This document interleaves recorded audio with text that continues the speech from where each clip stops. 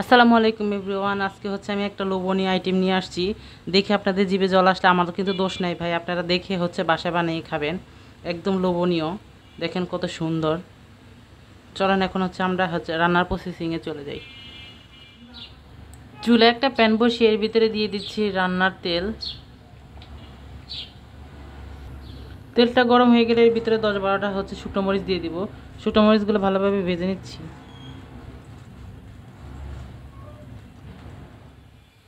মরিচগুলো ভালোভাবে হালকা আছে হচ্ছে আমি ভালো করে ভেজে নিচ্ছি।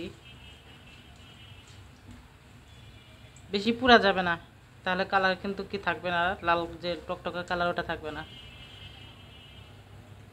এই পর্যায়ে মরিচগুলো ভাজা হয়ে গেছে, মরিচটা আমি তুলে রাখবো।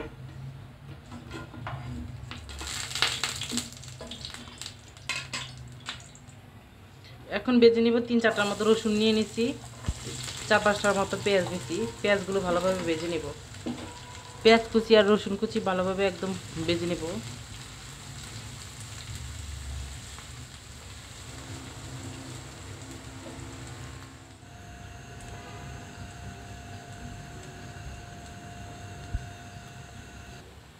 পেঁয়াজ রসুন ভেজে নেওয়া হয়ে গেছে, এবার ভর্তা বানানোর পালা।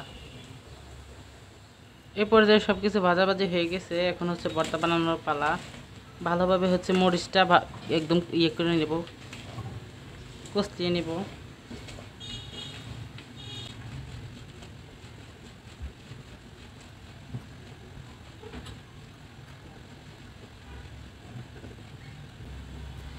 কষলিয়ে নেওয়া হয়ে গেছে, এবার সবগুলো উপকরণ একসাথে মিশিয়ে একদম ভালোভাবে একদম মিহি করে নেব। জাল জাল ভর্তা খেতে খুবই মজা।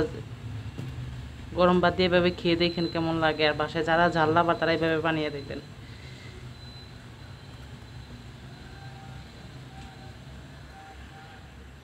এ পর্যায়ে একটু সরিষার তেল দিয়ে দেবো সামান্য পরিমাণে, দিয়ে ভালো করে একদম মেখে নিব।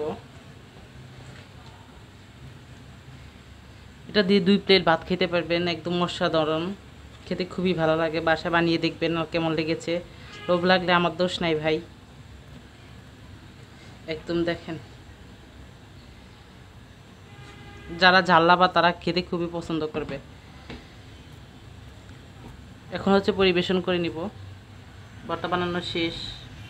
শর্টকাট রেসিপি, যাদের ঘরে কিছু না থাকবে এভাবে হচ্ছে ভর্তা বানাবেন আর গরম ভাত দিয়ে খাবেন, 1 প্লেট ভাত খেতে পারবেন। আজকের মতো বিদায় নিচ্ছি এখানে, এখন খাবো তাড়াতাড়ি। আল্লাহ হাফেজ।